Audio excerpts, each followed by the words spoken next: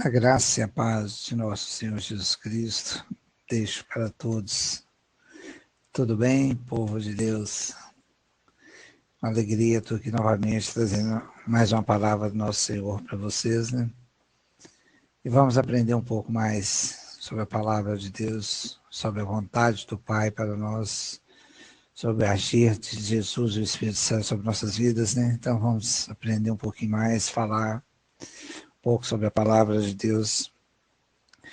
Hoje eu estou trazendo para vocês, são 10 frases que são ditas e que não constam nas escrituras sagradas. 10 frases, tem mais, mas eu estou trazendo. Essas 10 frases são as mais usadas, as mais comuns, né? Algumas pessoas acham que está em algum livro da escritura sagrada, não sabe aonde, ou é um versículo, então fala as frases e não tem essa certeza. Mas eu vou estar mostrando que realmente ela não consta na escritura sagrada. Pode ter um pouco a ver com a Escritura Sagrada, mas não consta na Escritura Sagrada. Vamos ver o que é verdade, o que tem a ver com a Escritura Sagrada. O importante é que devemos ter base na Palavra de Deus. A nossa base tem que estar firmada na Palavra de Deus, na Escritura Sagrada, pois ela se cumpre e Deus tem compromisso com a sua palavra. Então a gente tem que ter esse foco, ok? Muitas dessas frases que ouvimos podem sim nos prejudicar. Elas podem, talvez, nos prejudicar. Vou estar citando o que aconteceu alguns anos atrás, né? Que foi no final dos anos 90, o mundo estava para acabar na mente das pessoas. O ano 2000 seria o último ano. Não sei se vocês lembram disso. Isso por causa de uma falsa profecia que dizia: até 1000 irá, de 2000 não passará. Essa era a frase que foi dita, prejudicou muita gente, né? Quantas pessoas gritaram nessa mentira, acabando que em 2000 não passaria. Tá? Eu tinha certeza disso, que não passaria de 2000, porque essas pessoas não tinham conhecimento da Escritura Sagrada, então por isso acreditaram nisso. Porque na Escritura Sagrada, já nos fala, né? Jesus nos fala que não sabemos quando será o fim. Não sabemos quando será o fim. Então, a pessoa não tinha conhecimento da Escritura Sagrada e acreditou na frase dessa. E na época, algumas pessoas venderam tudo que tinha, como se diz, aproveitar a vida, né? Que fala, já está acabando o mundo, então o que eu tenho, vou vender, vou curtir minha vida, aproveitar. E fez. Então, o ponteiro virou, e hoje são em 2021. Okay? Então, essas pessoas ficaram prejudicadas com essa frase, acreditando nisso. Não buscar na base na Escritura Sagrada. Então, eu alerto vocês que tomem muito cuidado o que ouvimos. Porque a gente tem que estar focado nas Escrituras Sagradas, que ali está toda a verdade. Ok? Vamos tomar cuidado, mesmo daqui para frente, agora vamos continuar tomando cuidado. Ok? Vamos às 10 frases. Hoje não vai dar para falar em todas, mas vou estar falando o que der hoje, continuamos na próxima semana, ok? O dinheiro é a raiz de todos os males. Você já ouviu essa frase, creio muito mais de uma vez, né? Muitos acham que essa frase foi dita pelo apóstolo Paulo e por causa disso acham que o dinheiro é do diabo, o dinheiro é prejudicial, ok? Mas não é bem isso que nós achamos na Escritura Sagrada. Na Escritura, em 1 Timóteo 6:10, diz o seguinte: pois o amor ao dinheiro é a raiz de todos os males. Algumas pessoas, por cobiçarem o dinheiro, desviaram-se da fé e se atormentaram com muitos sofrimentos. Ok? Então, aqui deixa claro para a gente que o dinheiro não é a raiz de todos os males, e sim o amor ao dinheiro. O amor ao dinheiro. Isso sim é prejudicial. Quando amamos o dinheiro, deixamos de servir a Deus. Então, o seu foco é o dinheiro. Deus não faz parte da sua vida. Se eu precisar, eu vou lá e busco. Eu tenho dinheiro, eu resolvo os problemas. Então, esse amor ao dinheiro que é prejudicial. O amor ao dinheiro, e não o dinheiro em si. Okay? Foi isso que Jesus disse, que não podemos servir a dois senhores, ou servirmos ao dinheiro ou servirmos a Deus. Então Jesus já nos alertou sobre isso. Então tome muito cuidado, o dinheiro não é prejudicial, volto a dizer. O amor ao dinheiro, sim, isso é prejudicial, ok?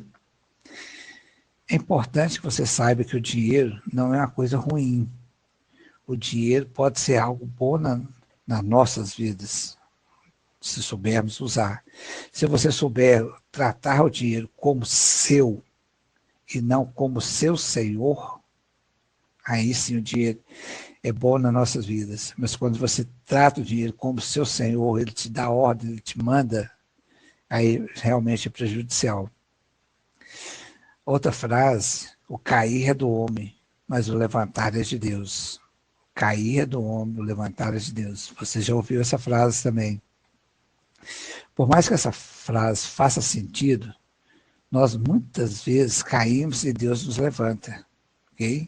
Deus quer ter esse compromisso, vamos dizer assim, conosco, né? Muitas vezes estamos sem força e o Senhor vem e nos fortalece. Essa frase não está na Escritura Sagrada, ok? O, o que eu quero te dizer é o seguinte, você cai e Deus te levanta, mas você precisa estar na presença de Deus para que Ele possa te levantar. Então, tem que ter essa ligação, você tem que estar na presença de Deus.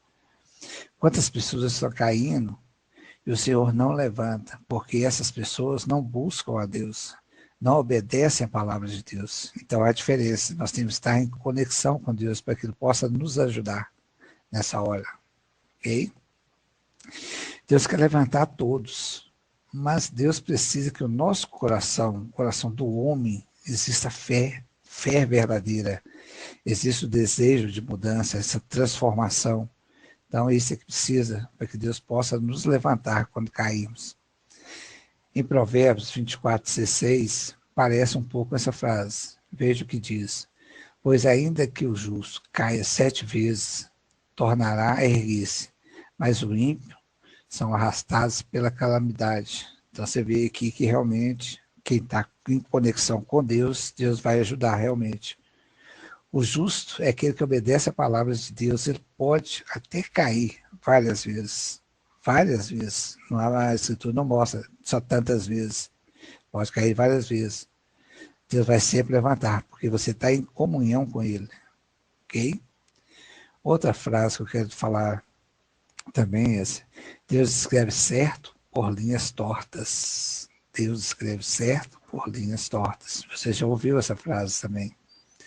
As pessoas dizem essa frase quando algo não vai bem em sua vida. Aí fala que Deus está fazendo as coisas tortas. Acredita que Deus escreve certo, mas através de várias situações que estão erradas, acha que Deus escreveu torto. Ok? Mas não é isso que a gente vê nas Escrituras. Eu até entendo o pensamento delas, mas acredito que deveríamos dizer, Deus escreve certo por linhas certas. Deus escreve certo por linhas certas. Essa também não consta nas Escrituras Sagradas, ok? Deus escreve certo por linhas certas. Também não consta. Ela nos mostra que Deus é perfeito e faz tudo correto, apesar de nós não compreendermos a plenitude de Deus. Então, quando a pessoa te disser Deus escreve certo por linhas tortas, já está sabendo que não consta nas Escrituras. Mas é prefiro você corrigir a pessoa, mesmo que não consta nas Escrituras, dizer Deus escreve certo por linhas certas. Ok? Nós entendemos errado. Nós que achamos que tudo está torto, tudo está dando errado. Mas, na verdade, nada foge do plano de Deus, do controle de Deus. Creia nisso. Creia nisso. Nada foge do controle. Tudo é para a honra e glória do nome dele. Não importa as dificuldades que possamos estar passando, para que nessa hora você fala Deus escrevendo por linhas tortas. Não importa, creia nele. Ele vai fazer tudo, ter essa conexão realmente com ele. Ok? A verdade é que os caminhos de Deus são mais elevados que os nossos. Os pensamentos de Deus são bem mais elevados que os nossos, muito mais, muito mais acima do nosso. Por isso não entendemos o agir de Deus. Por isso não entendemos, que é bem diferente do nosso, nós estamos limitados. Mas Deus que escreve certo, por linhas certas, como não está na Escritura, mas escreve por linhas certas, ok? Você pode ter certeza, como já disse, Deus é perfeito em tudo, em tudo. Creia nisso, volto a falar novamente. Em Isaías 55, 9, diz o seguinte: assim como os céus são mais altos do que a terra, também os meus caminhos são mais altos que os seus caminhos, e os meus pensamentos mais altos que os seus pensamentos. Então veja que aqui às vezes nós não conseguimos entender Deus, mas nunca diga que Deus escreve certo por linhas tortas. Não consta nas Escrituras, mas eu volto a falar, é difícil você falar Deus escreve certo por linha certa, mesmo não consta nas Escrituras, porque é o correto. Deus é perfeito, Deus é maravilhoso. Ame a Deus, busque Ele, tenha a sua vida entregue realmente nas mãos dEle. Quarta frase: quem não vem pelo amor, vem pela dor. Confesso até que já usei essa frase, É certo que ela não consta na Escritura Sagrada. Tem uma outra frase que não consta na Escritura Sagrada. A frase tem muito a ver, pois usa o sofrimento para atrair as pessoas a Deus, pessoas de coração duro. Ela precisa sofrer, precisa passar pelo vale da dor, do sofrimento, para reconhecer que Deus é o Senhor. Às vezes, quantas vezes a gente vê pessoas passando por isso, só depois disso que resolvem realmente mudar. Eu passei por isso, então, talvez por causa disso, eu já falei essa frase: quem não vem pelo amor, vem pela dor. Vamos pegar um exemplo da Escritura Sagrada, né? De um rei chamado Nabucodonosor. Você já deve conhecer a história, mas eu vou estar falando um pouquinho aqui. Este rei viu as maravilhas de Deus, viu o poder de Deus agindo na sua geração. E mesmo assim, ele não se prostrou diante de Deus. Pelo contrário, ele se rebelou contra Deus. E Deus permitiu que viesse sobre ele uma loucura, um tipo de loucura que ele ficou como um animal, como um boi. Lembra da passagem, né? A Escritura Sagrada diz que esse homem, esse rei, ele pastou literalmente por 7 anos, como um animal. Depois desses 7 anos, o Senhor restaurou a sua sanidade, ele prostrou diante do Senhor. Houve mudança, teve sofrimento. Aí foi que ele realmente aceitou ao Senhor, né? Este homem passou pela dor para reconhecer a Deus. E nós, às vezes, precisamos passar por um sofrimento para buscar a Deus. O meu desejo é que você atenda o chamado de Deus assim que ele tocar no seu coração. Não seja como esse rei, como Nabucodonosor, passe pelo sofrimento primeiro. Deus não quer isso. Ele quer a nossa entrega assim que ele chamar. Aceite o chamado.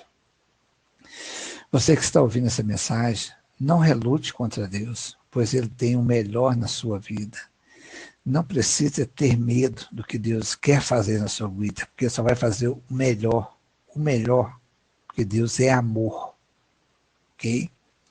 2 Coríntios 7, 9 diz o seguinte: agora, porém, me alegro não porque vocês foram entristecidos, mas porque a tristeza os levou ao arrependimento. Pois vocês se entristeceram com Deus, desejava e de forma alguma prejudicados por nossa causa. Ok? Então aqui fala que Paulo nos fala pela tristeza, ele alegrou, porque com essa tristeza as pessoas buscaram a Deus. Ok? Então isso é importante, mas nós podemos evitar esse sofrimento, não precisamos passar por esse sofrimento para buscar a Deus. Certo? Quinta frase: O pouco com Deus é muito. Essa frase é muito usada pelo povo. É verdade que a matemática de Deus, ela nos confunde muitas vezes. Você já ouviu essa frase, o pouco com Deus é muito. Já ouviu? Então vamos entender um pouco sobre isso. Talvez o pouco que a gente dá para Deus retorna em muito. Ok? Talvez o pouco que você oferta, você faz por amor. Por amor. Pela obra de Deus. Deus te retribui, é verdade. Por causa do amor. Provérbios 11:24 diz o seguinte: a quem dê generosamente e vê aumentar suas riquezas, outros retêm o que deveria dar e caem na pobreza. Okay? Aqui diz que a pessoa que doou generosamente, ela verá aumentar as suas riquezas. Quem doou generosamente vai receber esse aumento conforme a vontade de Deus. As pessoas que retêm acabam na pobreza. Veja pelo nosso entendimento, o que é interessante. A pessoa que guarda para si era para ter mais, mas a matemática de Deus é outra. Você vê que é diferente. Pelo nosso entendimento, se eu vou guardar, eu vou ter mais. E não o contrário, como diz a palavra. Okay? Aqui nos mostra que você tem que ser uma pessoa generosa e Deus vai te retribuir por causa da sua generosidade. Okay? Muitas vezes você deve tomar cuidado, porque tem líderes que têm usado essa frase: o pouco com Deus é muito. Cuidado quando ouvir essa frase. Você tem que dar o pouco que você tem, o pouco com Deus é muito. Entrega aqui no altar, faz um sacrifício. Às vezes os líderes têm usado assim esse negócio. Muitas pessoas caem nesse erro dando tudo que têm, não porque elas desejam de todo o coração em ofertar, mas porque foram manipuladas ou constrangidas. Então tome cuidado com isso. Cuidado quando te disser, pouco com Deus é muito. Ok? Tome muito cuidado, volto a frisar sobre isso. Essa frase é de maneira egoísta, ela não consta nas escrituras. Ok? A sexta frase é dando que se recebe. Já ouviu essa frase também, não já? Já ouviu essa frase muitas vezes. Já ouvi essa frase muitas vezes, até de pessoas cristãs. Já que já me questionei, sei que é isso mesmo que as pessoas têm. É dando que se recebe. Não é bem assim. Não é bem assim que vamos ver, está nas escrituras sagradas. Se você der para receber todas as vezes, eu faço essa pergunta, se você der, você vai receber todas as vezes? Por isso digo que muitas frases que ouvimos podem nos prejudicar, e essa é uma delas, ok? Nós fazemos algo para alguém, um favor, e nem sempre ela nos retribui. Por isso devemos entender que essa frase não está na Escritura Sagrada, porque muitas vezes as pessoas não vão te retribuir. Você deve confiar que o Senhor que vai te devolver, porque Ele é fiel e Ele está vendo tudo. Então, não foque nisso, é dando que se recebe. Eu vou dar porque eu vou receber em troca. Não é bem isso. Atos 20:35 diz o seguinte: em tudo o que fiz, mostrei a vocês que, mediante trabalho árduo, devemos ajudar os fracos, lembrando as palavras do próprio Senhor Jesus, que diz: há maior felicidade em dar do que recebe. Olha o que está nas Escrituras, ok? É melhor dar do que receber. Você tem mais felicidade, mais alegria sobre isso. Perceba que esse versículo é bem diferente da frase, é dando que se recebe. está falando aqui Atos 20, 35, é bem diferente. Essa frase remete a uma troca. Você dá e você recebe. As escrituras sagradas não mostram isso. Ok? Mas Jesus diz que há uma maior felicidade sem dar do que receber. Isso é o que Jesus diz, que é melhor a gente dar do que receber. Lógico que nós, como seres humanos, quando a gente recebe, a gente fica satisfeito realmente. Mas não podemos ter esse foco de falar, eu vou dar, eu vou receber em troca. Isso é troca. Okay? Isso não é bênção de Deus, isso é troca. Isso não consta nas escrituras sagradas, certo? Muitas vezes você não vai receber, mas mesmo assim você ficará muito feliz porque você é generoso. Então, por você ser generoso, você ficar satisfeito em estar ajudando, estar fazendo a vontade de Deus, que é abençoar as pessoas. Okay? Então, você vai ficar feliz por causa disso, que você está atendendo uma pessoa, agradando a pessoa e agradando a Deus, fazendo isso. Como está escrito em Atos 20, 35, ajudando os fracos. Então faça isso por amor, por generosidade. É isso que é importante. E não é dano que se recebe. Okay? Nada mais gratificante do que ajudar uma pessoa que está passando por necessidade, certo? Você não fica satisfeito quando você pode ajudar uma pessoa, você vê que a pessoa está passando por necessidades. É muito bom, gente. É muito bom. Não espere o retorno de volta. Vou dizer uma coisa, também não consta assim nas escrituras. Você tem a felicidade em dar e estar ajudando essa pessoa, e Deus está vendo tudo. Ele vai te retribuir lá na frente, porque você fez com amor, você não fez por interesse, você não fez buscando um retorno. Vamos dizer, você deu 100, você vai esperar que vai receber 200. Não é isso. Não faça por isso. Ou que vai receber 50 só, não faça por isso. Faça por amor, por generosidade. Agrade essa pessoa que está necessitando e principalmente a Deus. Se você não receber aqui em vida, você vai receber como galardão. Isso é importante. 7ª frase, Deus tarda, mas não falha. Essa frase nos conforta muito, porque nós achamos que Deus está demorando, mas no final de tudo vai dar certo.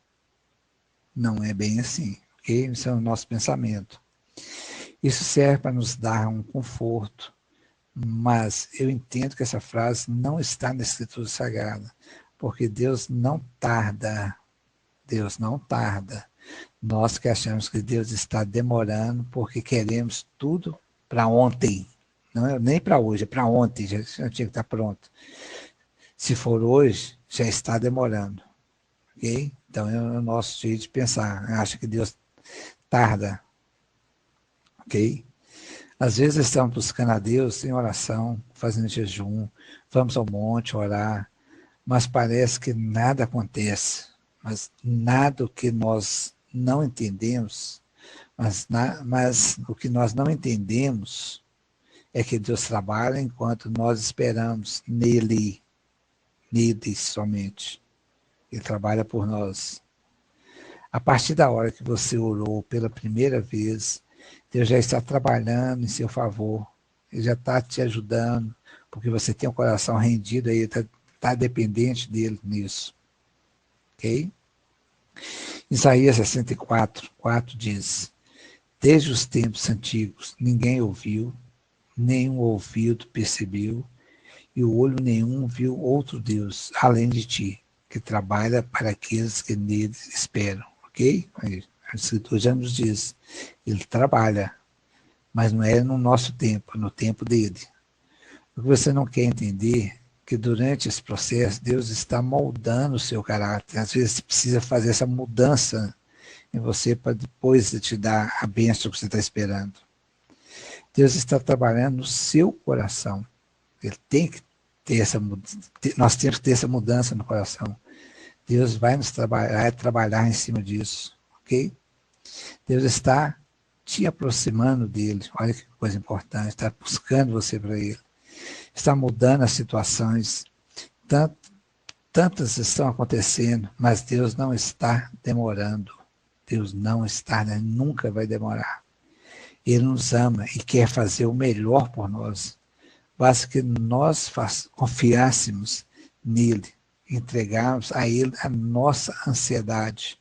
Ok? Aí sim, nós vamos ficar tranquilos e vamos ter essa paz, esperar na vontade de Deus, no tempo dele.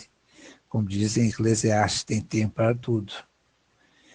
2 Pedro 3, 8 e 9 diz o seguinte, 8. Não esqueçam disto, amados. Para o Senhor um dia é como 1000 anos, e 1000 anos como um dia. O Senhor não demora em cumprir a sua promessa, como julgam alguns. Ao contrário, ele é paciente com vocês, não querendo que ninguém pereça, mas que todos cheguem ao arrependimento. Ok? Então, está explicado que ele não tarda. Ok? A 8ª frase, não cai uma folha da árvore sem que Deus queira. Você já ouviu essa frase algumas vezes também, né?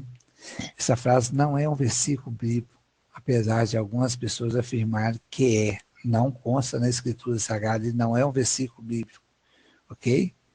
Já ouvi pessoas dizendo assim, existe um versículo na Escritura Sagrada que diz, não cai uma folha da árvore sem que Deus queira.